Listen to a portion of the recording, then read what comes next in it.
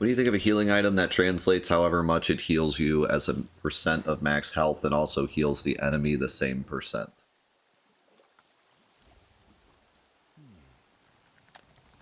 So, like, in a way, it's kind of like a rewind. You get healed, but the enemy gets healed. So you kind of do over.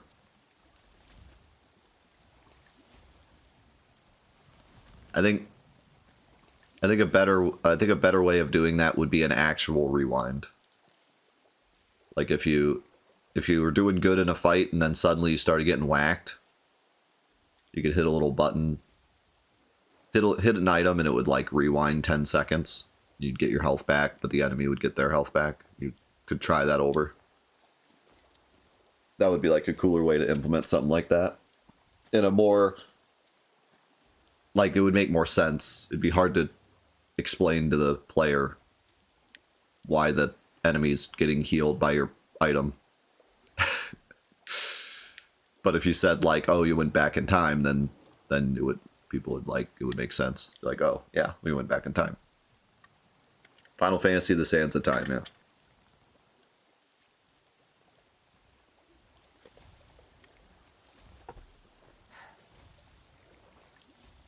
Well, that's not the way to do it, Retro.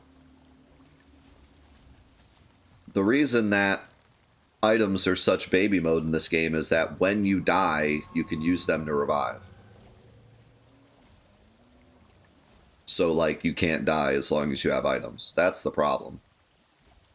It's not, you know, pretty much any Final Fantasy game, if you just walk around and grind for a bit, you can buy 99 potions.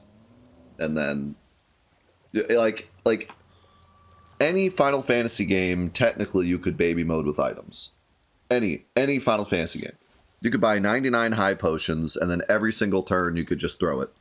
Like, you could attack, throw a potion, attack, throw a potion, attack, throw a potion. And 99% of fights you're going to win. But, like, that's boring, and people don't want to do that. But what's cool about most RPGs is that even if you over-prepare, if you don't go in with a strategy, you could get one shot, or you could just die before you have time to throw your item, or, you know, et cetera, et cetera. You could have 99 elixirs and go into the fight with,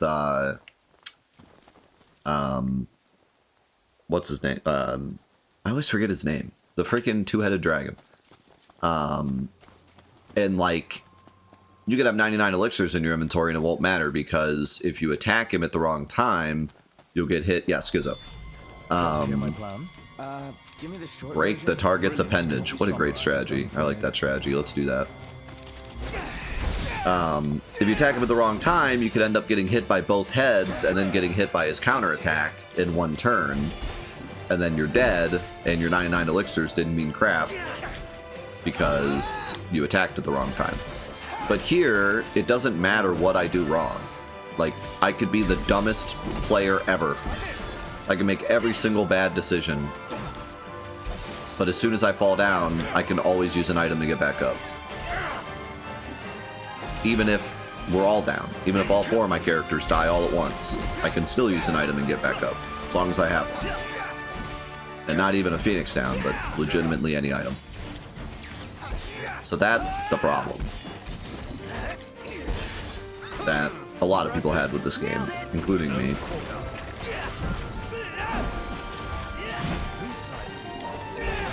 And I don't, like, I think that maybe it could be done well if it was harder to get a hold of items, or if there was only certain items that could do it. But yeah, the way it is, it's just way too easy to get way too many items and then reset.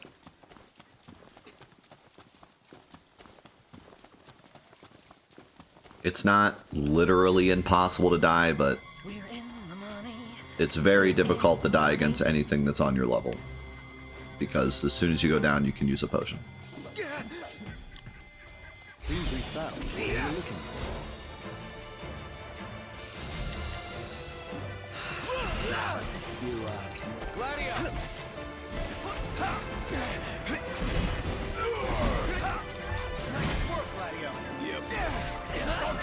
Again, if you had a different experience, that's fine, but I'm just telling you, like, that was like 80% of what I heard about this game when it came out. I'm not just making this up. Like, all the reviews were saying that, all the people I talked to were saying that, people still say it to this day. I'm not just, like, making this up to make you sound like you're wrong. Like, this is, I'm just telling you that's what I heard, that's also what I think personally. I think most people agree that's a big problem with this game. I had some YouTube comments say, like, you know, I'm a huge fan of this game, but I recommend you play item no item. Or one person in particular said, like, you should play the game without using items, it's a much more fun experience. So I got somebody that, like, really likes the game, but admits that that's, like, a huge flaw with the game, and usually plays the game without using items. And I can see why. I think that would make for a better experience. And it would give a lot more value to, like, going around and doing these quests and stuff to get stronger, because you'd have to do all the fights without going down at all.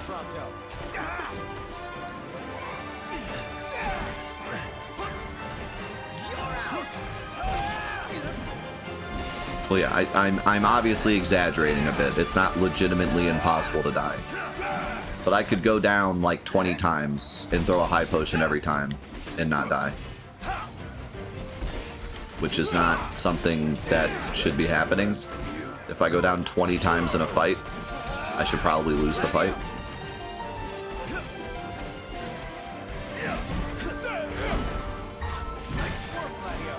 But yes, I'm exaggerating.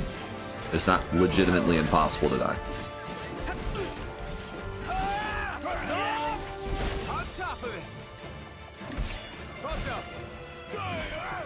Oh, hi there, opening. It's just very hard.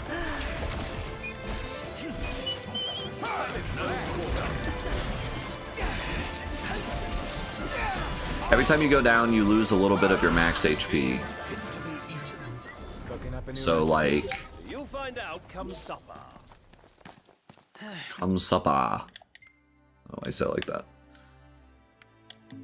It's just me. But I felt kind of bad taking those things down. You're not alone, but out in the wild. I mean, we could test it if you want. Personally, I prefer the former. We could test it and see how many times I can go down. But see, there's items that give you more max HP, so... Granted, those are more rare items. But, like...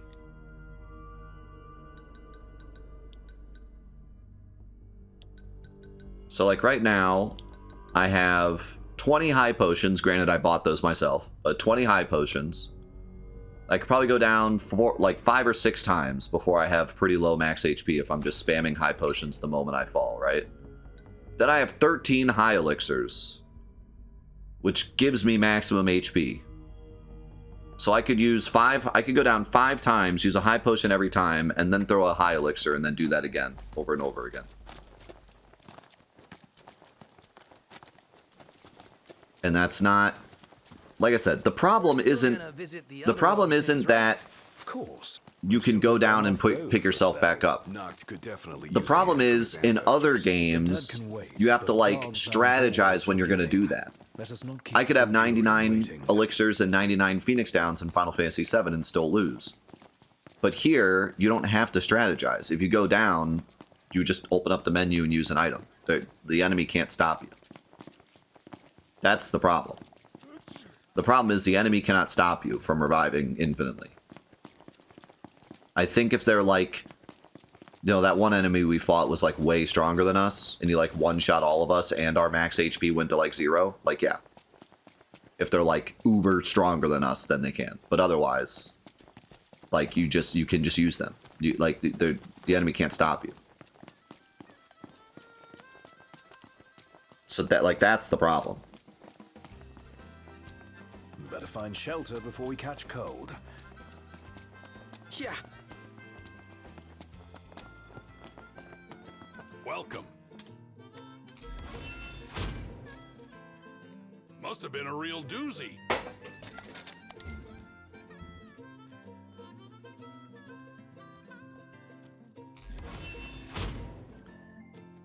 Didn't think you had it in you.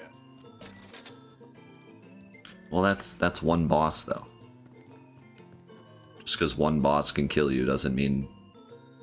You feeling all right? I was going to say no. Yeah, I'm not surprised. The story doesn't stick with you very well because so much of it is told outside the game.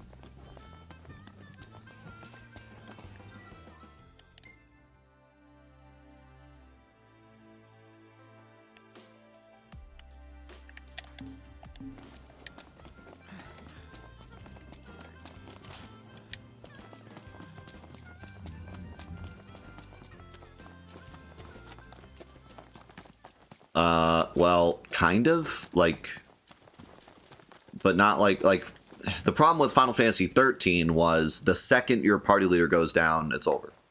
Here, your party leader goes down, you can heal them in a million different ways. But if you don't, then yeah, you lose.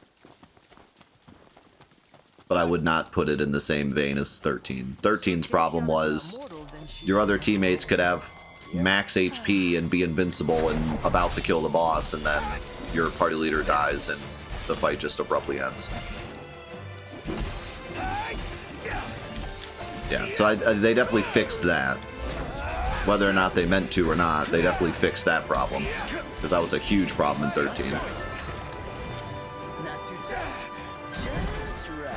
Might as well have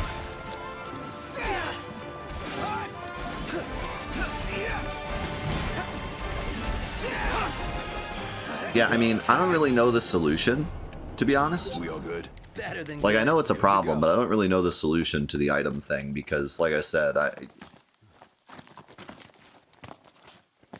if Noctis goes down, you don't control the other party members, so either the game's just over or it allows you to use items. But either one is a problem. So I don't know. I suppose the solution is completely rework the game so you can actually control your teammates, and then if Noctis goes down, you control one of your teammates. And then only Phoenix Downs can revive. You know, like a regular Final Fantasy game. That would be the solution.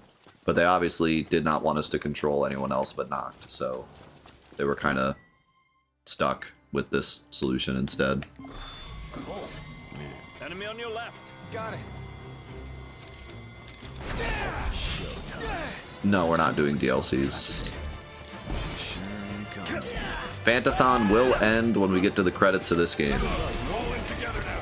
How about this? Which probably means we're going to do a lot of the post-game before we get to the credits. Or all the post-game before we get to the credits.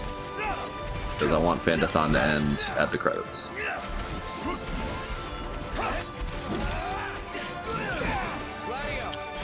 Yeah, I don't know. That's a good question.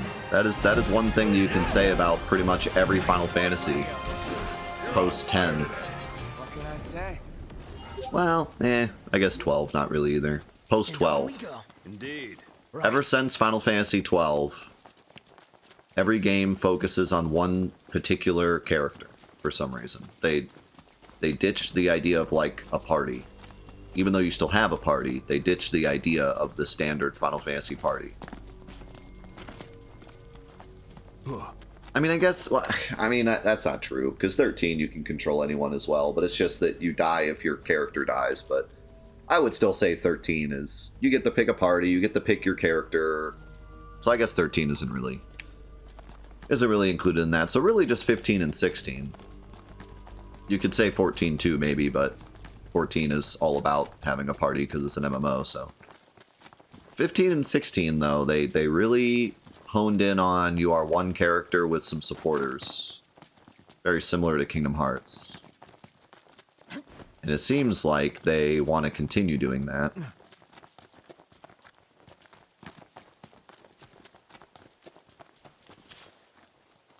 Hello, gentlemen.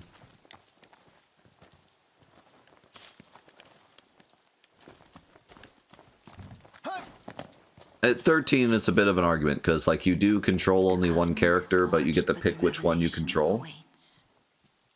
Make now for the storm sender and let judgment be passed. Noct, you okay? Yeah. Like, Another reminder to receive the blessing.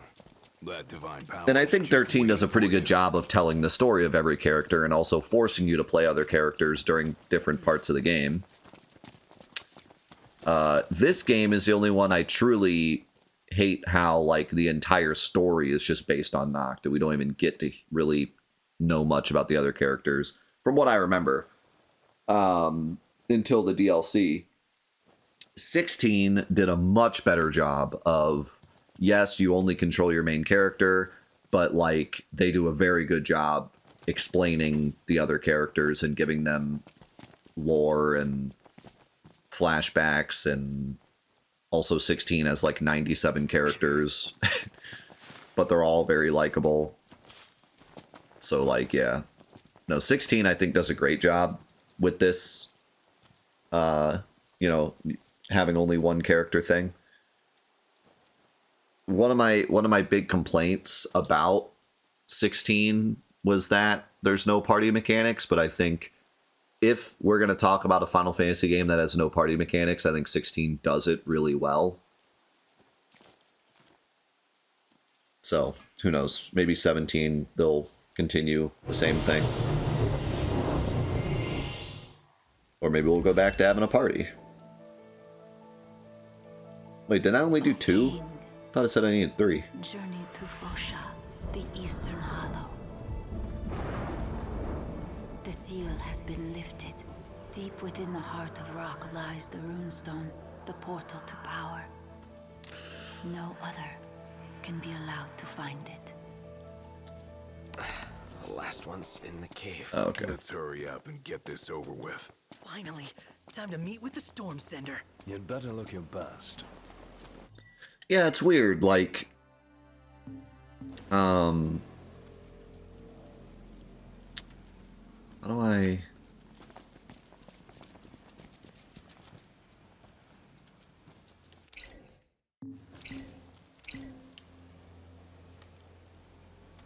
Look where you're going! Didn't mean to do that. Okay.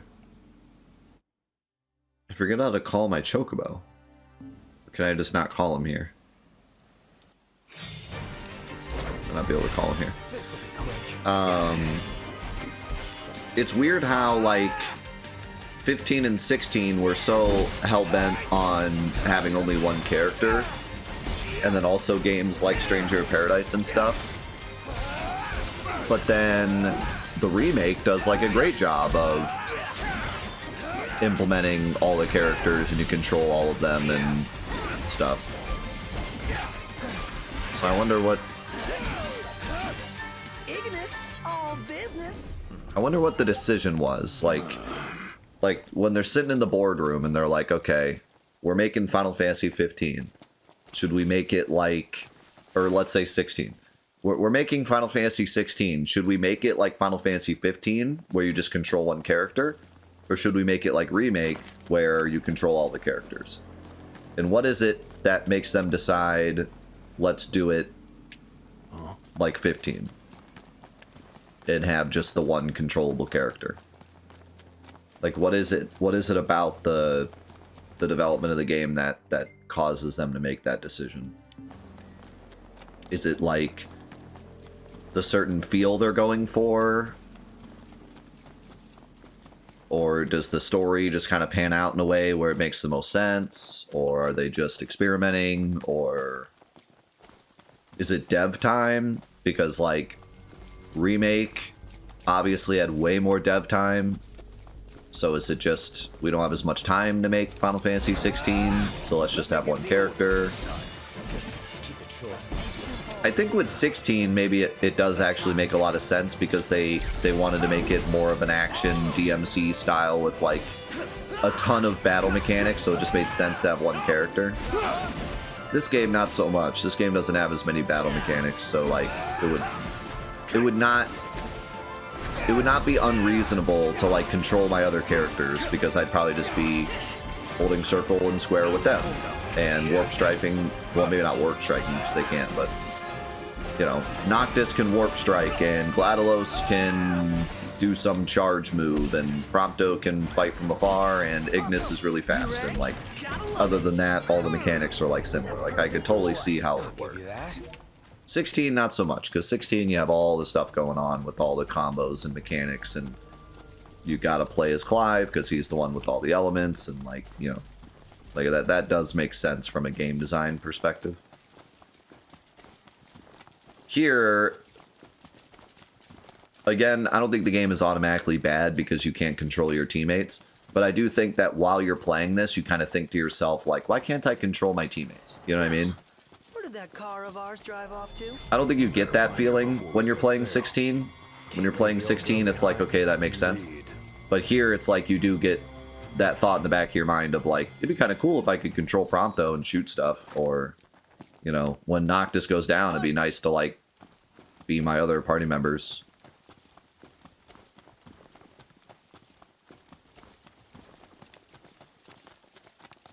So I do think it's a reasonable criticism. I think most people would think that way. The characters are so similar. And we already equip them and stuff. We equip them with armor and weapons and accessories and stuff, so...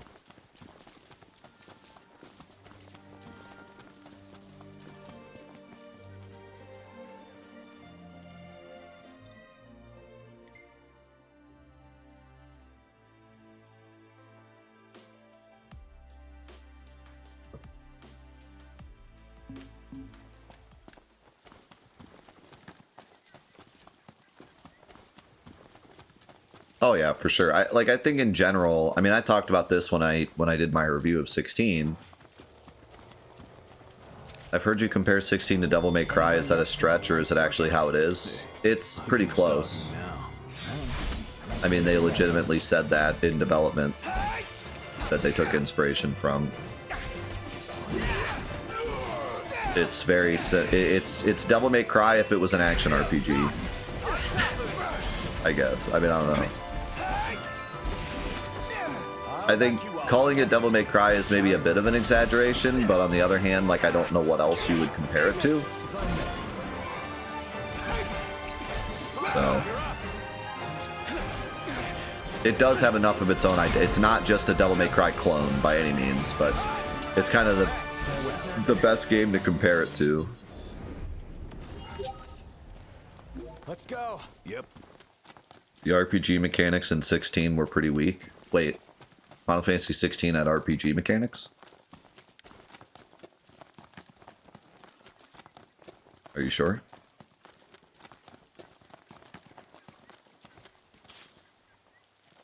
I got some beetroot.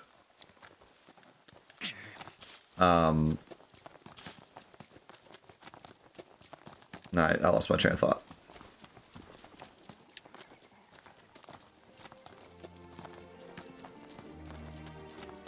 So knocked.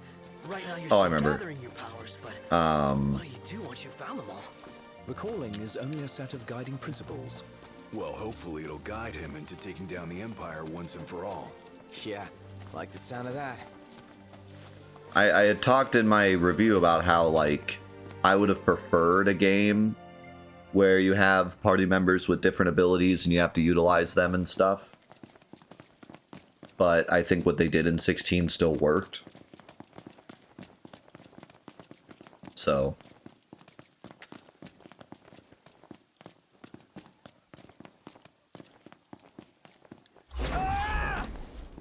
I think it worked well, but I would have preferred... because it's Final Fantasy, that's the thing, like... it's Final Our Fantasy, ancestors have our backs, and the gods and are that's on what I our love side. about Final Fantasy, so whenever I play a Final Fantasy that doesn't implement that, Empire will get what's I have a coming little to bit of a... Certainly oh doesn't seem as man, unlikely as it once did. doesn't make it a bad game. I just personally, you know, when I was growing up and I was playing Final Fantasy 7 and Final Fantasy 8 and Final Fantasy 9, that whole party mentality, it kind of, you know how a lot of people when they were younger, and even today, but when they were younger, got really into superheroes because each superhero had their own superpower and it made them like fit together as a team, and you know, like the Justice League and stuff was cool because whenever they needed a certain power, they'd call in the superhero that could do that power. Like, that's how I felt about Final Fantasy. Like, I just thought it was really cool how you would have certain characters that were good at certain things, and when they were needed, they were there and could show off their moves, and like that whole just kind of mechanic of having certain characters being good at certain things and weak at other things and having to create a party, that like fascinated me. 10 being like the ultimate example of that. Good for good and for bad, because some people don't like how 10 characters are like pigeonholed into very specific classes. Like for example, at the beginning of the game, whenever there's like a flyer, Wakka's like the only one that can deal with it. And whenever there's like a flan, Lulu's the only one that can deal with it. And some people dislike that, which I totally get. But that is like the ultimate example of that, where like 10, each character is very specifically designed to take out certain enemies and do certain things. So like, you know, games like this and 16 are the polar opposite of that, where we don't even have party mechanics at all. And so, you know, it all harkens back to the original Final Fantasies, where you'd literally have a warrior, a white mage, a black mage, and they could only do certain things. And so for Final Fantasy 15 and 16 to just have one character you play as, it does, you know, feel like it's jumped the shark a bit. It's no longer Final Fantasy. It has Final Fantasy in the name, but that the core mechanics of Final Fantasy feel lost. And I don't think that automatically makes it bad, and I also think that a series needs to grow over time, but just me personally, I do lose a bit there. When I play a new Final Fantasy and there's absolutely zero use of classes or use of certain characters or, you know, whatever, like I do lose a bit of enjoyment. That does knock the game down a few pegs for me personally. Back to it.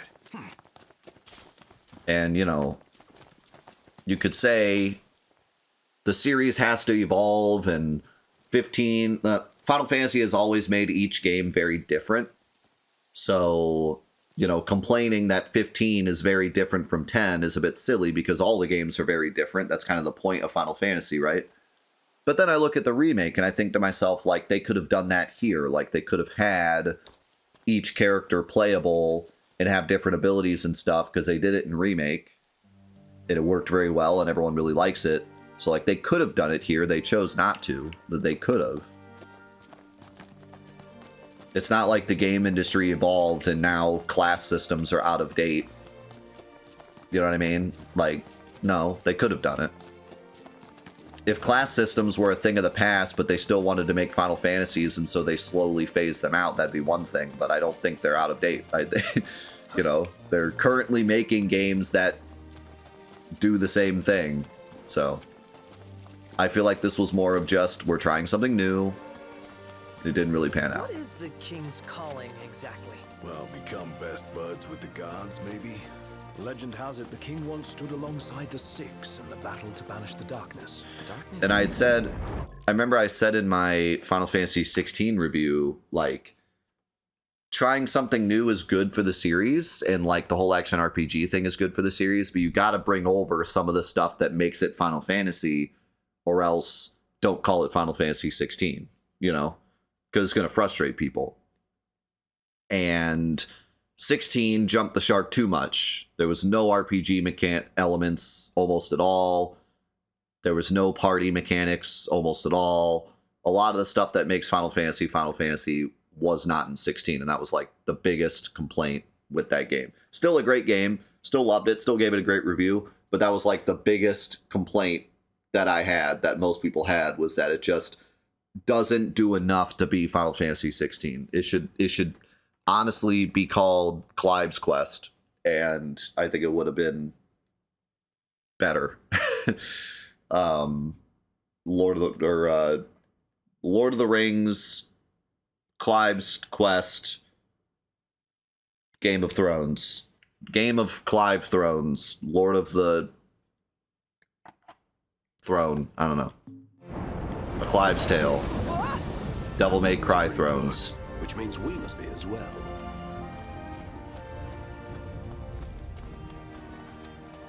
But, you know, it shouldn't be called that. It should be called Final Fantasy 16, and they should have done more to make it a Final Fantasy. I bet But that's the spotlight they he just struck. didn't.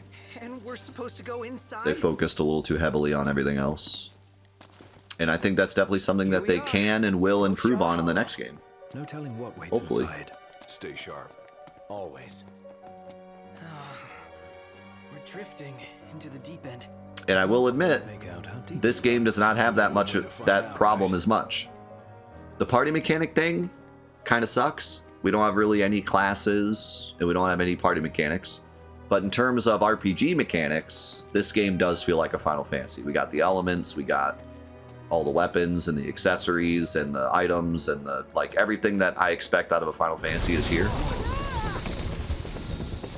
So I do think this game did a better job than 16 in terms of that. As if danger lurks round every corner. Avoid all corners. Got it.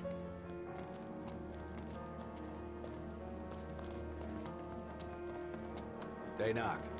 Check this out. Even like simpler stuff like the music is very Final Fantasy in this game, I think. Very Final Fantasy and very good. I should be able to Status elements, yeah. Let's see. Elemental weaknesses. All the things I expect are here. The big missing outlier is party mechanics and classes, but other than that, I do think this game does a pretty good job feeling like Final Fantasy. Pretty easy for me, though. 16 did not. 16, unfortunately, by the end of it, I felt like I had played a really good game that wasn't Second Final thought, Fantasy. Maybe not. At least mechanically. Story-wise, I think there's an argument there. Some people will probably say it's pretty good Final Fantasy story. Some people might say it's not. I don't know, but I don't like it. It's a very good story in general. Whether or not it kind of fits in the Final Fantasy realm, I think it does. But I won't say any more. People haven't played it. I think it's definitely an argument, though. Like, I could see the argument against it. I think it did pretty well.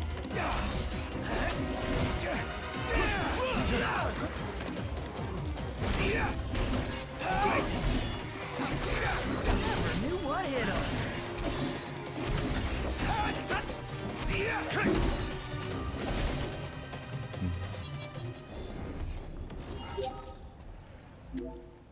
Onward. Right.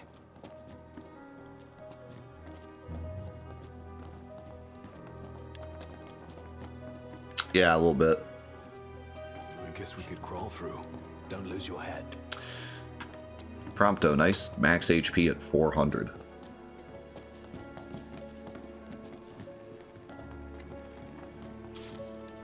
That's it. What's up, Iggy? I've come up with a new recipe. That's it. Can't wait to try it.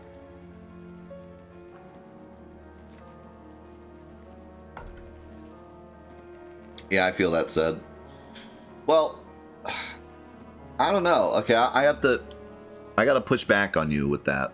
Also, I'm doing great, Marsh. Thanks for asking, man. Hope you're doing well.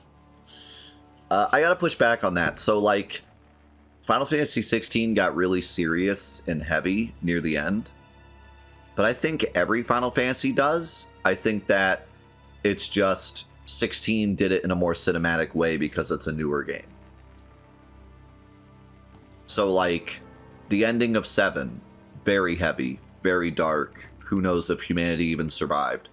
The ending of 9, very heavy. The ending of 8, pretty crazy, maybe not heavy, but definitely mind-bending. The end of 10, extremely heavy, extremely dark. But, like, 16 was able to do it more cinematically because it's a newer game. So I don't think it was the ending. Or I guess you didn't say the ending, but like I don't think it was the heaviness that was the problem. Perhaps the problem was like the lack of comic relief. Yeah. No, now I'm with you. Yeah, the lack of like comic relief, the lack of like levity, because all the games have that for sure. I mean, you can even point out exactly, you know, exactly the moments of, and I think 7 does it the best. I've always said that. I think 7 is the absolute best at pacing. Like, the reason that I think 7 is quite possibly the greatest story ever made for a video game is that I think it has the best pacing of any game ever.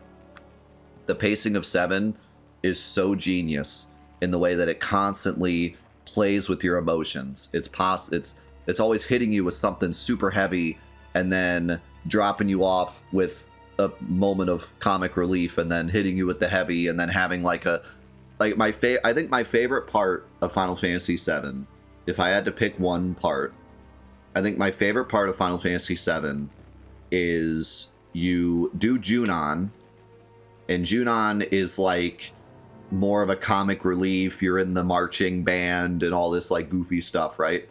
And then you have like some heavier moments, and then you get on the ship and you have a really heavy moment with Genova in Sephiroth, seeing Sephiroth for the very first time.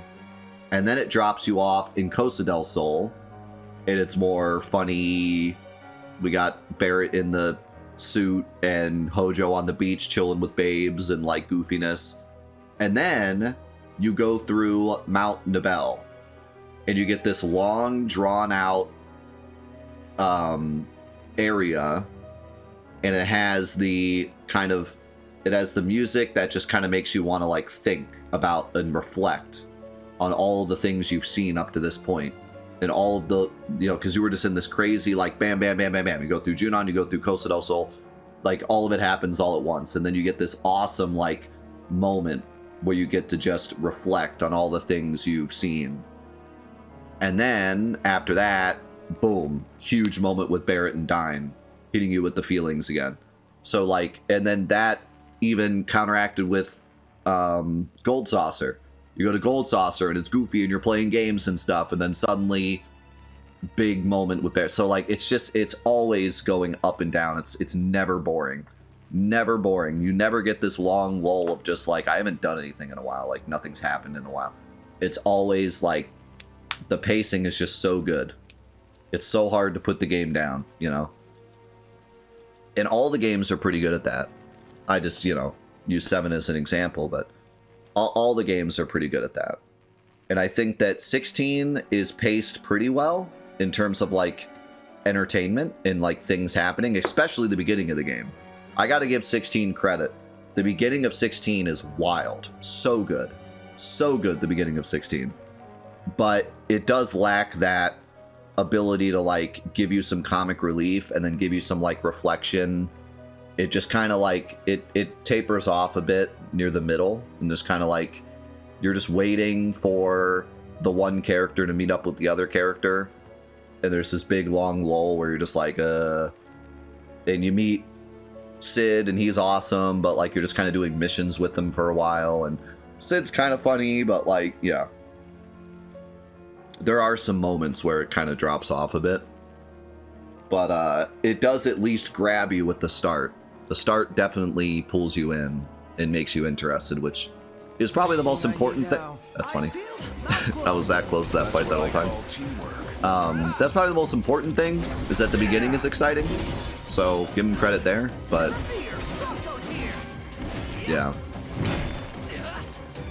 Yeah, if you ever want, like, one of these days I need to make like a video about just like, we all know 7 is good, but why is it good, you know?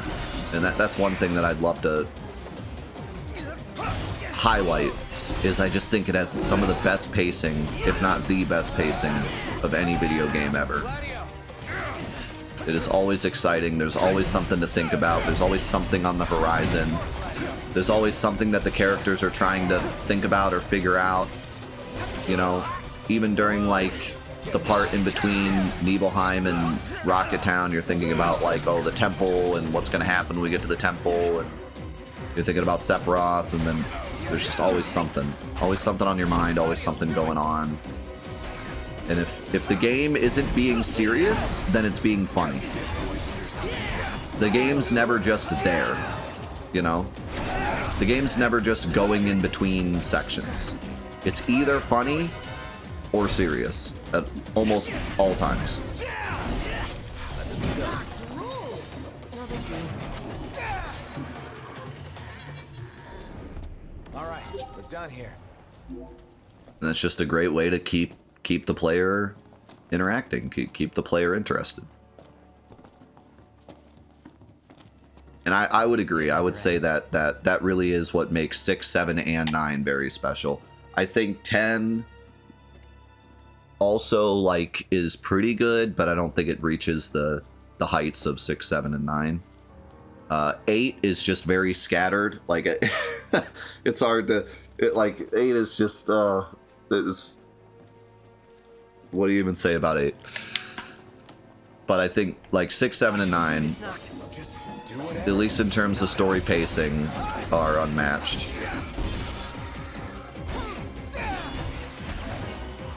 And I think 10 is up there, but as much as I love 10 and as love as I'd much to just be biased and be like, no guys, 10 is the best, I do admit that 10 doesn't reach the heights of 6, 7, and 9. There are moments where you're just kind of going. And I think that 10 is cool because what 10 does well is it always has something serious in the back of your head. So like at the beginning of the game, you're thinking like, where is Titus? How did he reach this world? Can he ever go back home? You always have some kind of serious thing in the back of your head. Then you find out where Titus actually is. And then it becomes, how are we going to defeat Sin? Where is Sin going to strike next? And then it becomes, who is Sin? And then it becomes, how do we save Yuna? Like, there's this thing going on that's like super important in the back of your head that you're like, when is this gonna, you know, there's never just, all right, we gotta go beat the boss. You know, we gotta go beat the bad guy. We gotta go to the final dungeon to beat the bad guy. Like, there's always this lingering question. Jump scare. So that's what 10 does really well.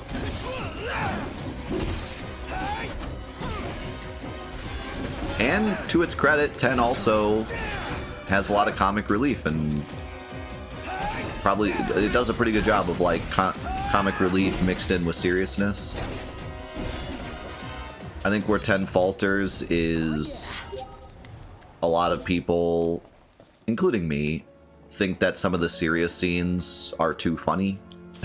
Like, I think the comedy and the seriousness blend a bit too much sometimes, and it's like we don't know if we're supposed to be laughing or be serious here. Damn it. You okay? But no, I could defend 10 all day and say it's up there with the best, but I'm not sure if everyone would agree.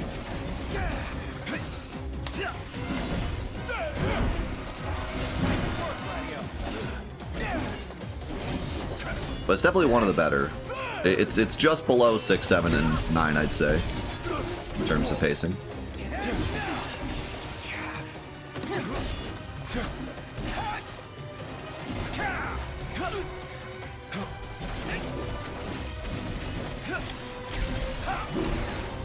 Oh, there's a lot to love about 8. Pacing is just not one of those things. I don't mean to dumpster 8, okay? There's a lot to love about 8. But I think we can all agree pacing is not one of the things to love. You're out. So, one of its biggest flaws, I think. Especially that insane drop-off on disc 4. Where like, or I guess it's like disc 3 too, where like suddenly it's just like, okay, everything's happening now.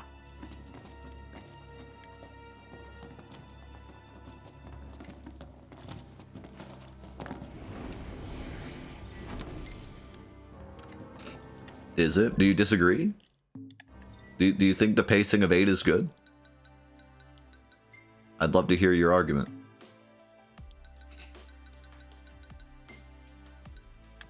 I mean, it's usually what I hear from people, and I definitely agree. I definitely think the pacing of 8 is really whack. It has this great start, and then you just meander for a very long time, and there's no... I think like another big issue with 8 is that there's no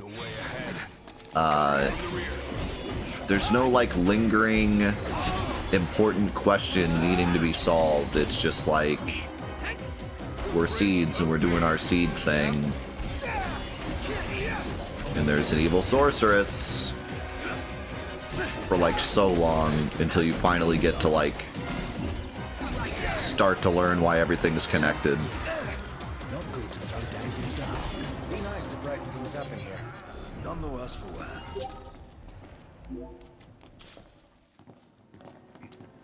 And, like, I would say that, like, the beginning and the end of the game are maybe not paced well, but definitely entertaining. They definitely keep you engaged. But, like, they just lore... And they lore dump a lot in 8. Where you do a bunch of stuff that seems meaningless, and then they stand around and tell you why all that mattered. Especially when you get to the no,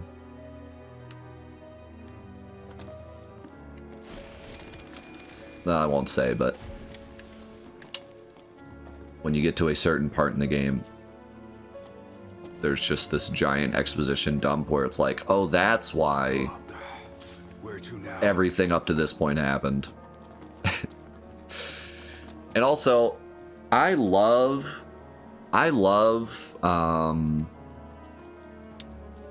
the dream sequences, but I think they really hurt the pacing a lot. They go on too long sometimes, and there's just nothing happening in so many of them. Like, I think the first two, I'm trying to remember so there's the one where they're in Esther just running around, and then there's the one in the city, and then there's the one that they're in the jail. I think there's one other one that I'm forgetting. But, like, oh, there's the one where they're in the town, where he's retired in the town. So the one that they're in Esther running around, and the one that he's in the town, they just destroy the pace. Like, they're so boring. Like, that and you're not really learning anything of, like, super value. And they just go on, and you're just running around like I hated those. Like, I love Laguna, I love playing as them, but, like, by the time it was over, I was like, what was the point of all that? The one in the city is great. I love that one. I think it happens at, like, a really nice time where it breaks up some, like, really crazy moments. So, like, and then, like, I think the the dragon one is also pretty funny. I'm trying to remember when that one actually happens, but I think it's during, like, a pretty important moment, and then it, like, cuts off and does this funny dragon thing. And that's, like, a very Final Fantasy VII thing to do, is have this super serious moment and then break it up with comedy. So I think that one's pretty good.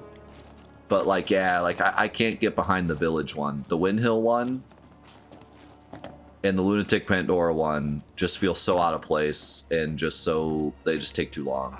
They're like, jump scare. What the heck? They just take too long. If they were like half the length, I think it'd be better.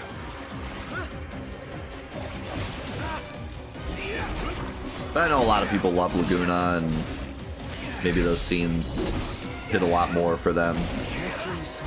So that might be a personal thing, but I mean, I love the Dayling City flashback. That's such a great flashback. It's probably one of my favorite moments of Final Fantasy VIII.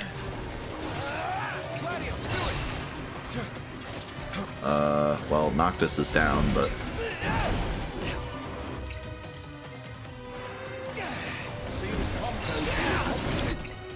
oh, I used Elixir on accident.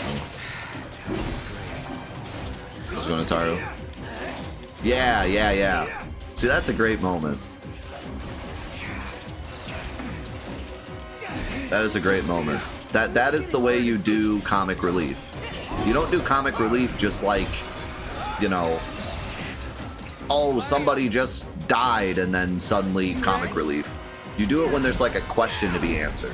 It's like, oh, is she gonna wake up? Then you hit him with the comic relief. Because, like, in your brain, you're thinking, like, oh, is she going to wake up? What's going to happen? And then you get hit with this comic relief, and you're like, I can't, you know, all I can do is laugh. all I can do is nervous laugh, you know, along with this. You're on fire, Gladio. Do it. It's the it's the equivalent of having like a clown come into the hospital room and tell you jokes, you know. It's like it's getting your mind off this thing going on that's got you worried. Do you mean it? And that's the kind of stuff you'll remember, you know. Mean it? We probably all have like a memory of being really stressed about something and then someone told a joke or someone brightened your spirits with some like funny thing. That's the kind of stuff you remember. If you go through like a really, really hard time and then someone immediately starts to try to make you laugh, it just comes across as like, wow, you're being a jerk.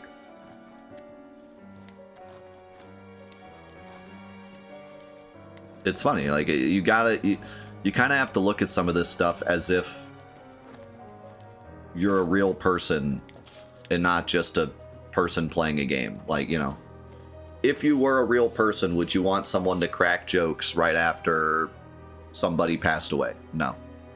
But if you were in a hospital room and you were stressed about the incoming test results, that's when like people cheering you up would help and get you through the tough moment. So you translate that into video games, it's like, okay, maybe having Kate Sith dance and do a goofy thing right when Aerith just died, like, that doesn't really hit well. It's like, what is the point? Granted, he's supposed to be a goofy character, but, you know, that doesn't hit as well. But meeting Sephiroth for the very first time and not knowing what's going on with that, and not knowing why he can control Cloud's mind and everything, and then immediately hitting us with the Barrett, you look like a bear wearing a marshmallow. Like, that's hilarious. That's memorable. That's like, oh man, this, you know, that got my mind off this crazy thing. And then, of course, an 8.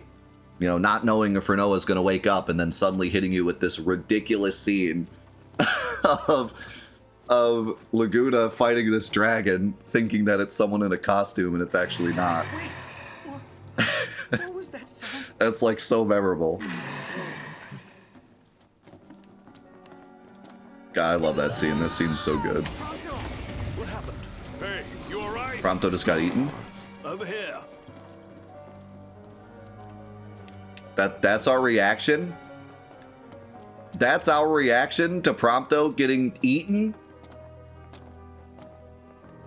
There's like, over here.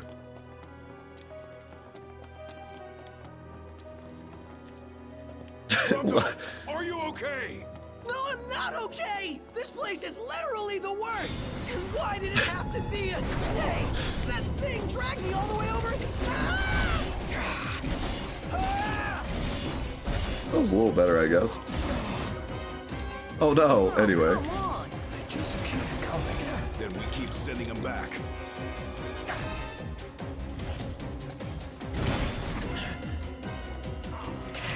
I can't really attack because Not good. Hey, you alright? they've perfectly staggered their attacks. Every time I try to attack, the other one goes. They stole a steak from me.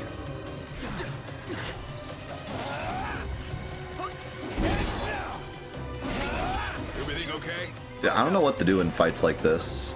I just do a link attack because I never have an opportunity to strike. They're staggering their attacks. Don't just stand there.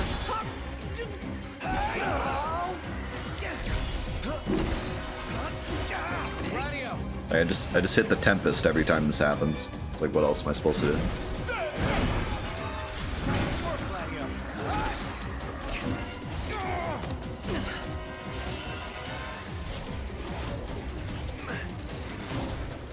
Knocked. Prompto's in trouble. Where's he at? I don't know. I'm stuck in a corner, blocking things.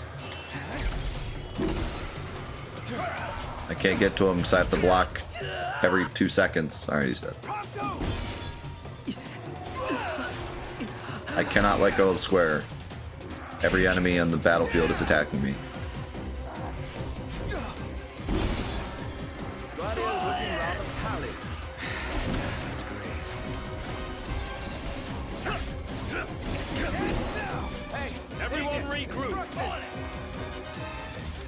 Should have just regrouped earlier. This is chaos. This is actual chaos.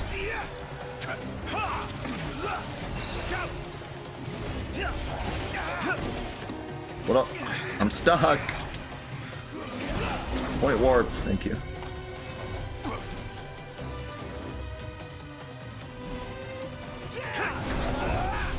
What? Serious? Pretty rough. He looks sick. I think it's poison. Just great. Thank you. There's mind flayers over there. Be nice to brighten things up here. It's weird because on one hand I say that 8 gets more hate than it should get, and then on the other hand people tell me like 8's the best game, and you know, you have like the extreme 8 supporters. Even our best still isn't good enough. Not with that attitude, it isn't. Whoa. Can we save our boy, or we got to go over there and fight the dude? Any ideas? Anyone?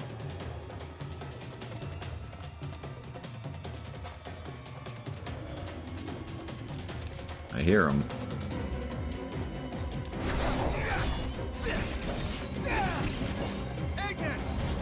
We must regroup. Sure. Yep. Who's my favorite protagonist? Yuna.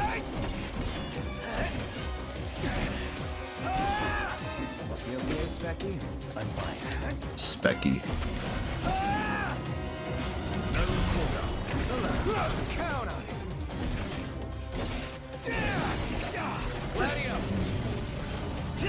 Yeah, specifically Yuna from 10-2, for sure.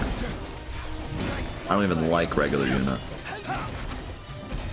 You show me a Yuna with a staff, gross. You show me a Yuna with guns, we're in. Gotta have the guns. And the amazing song. The pipes on that girl. La la la, la la la la la, la la la la la. There's no room to swing a sword in here. Just don't hit me. Oops. I thought he was close enough to do the thing. He was not close enough to do the thing. He's staying right there. Why can't he do the thing?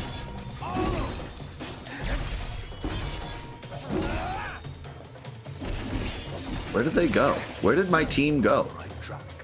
What are they doing? Where are they going? Why are they running around over there? I see them running around in the background. What are they doing? Guys? Guys?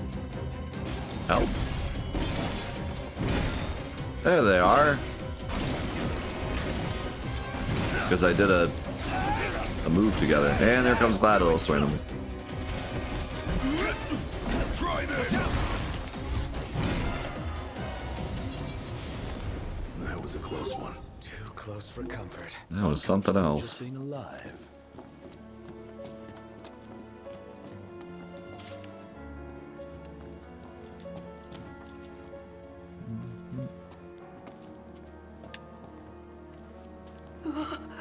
She's here. I just know it. Show yourself already! Cool it.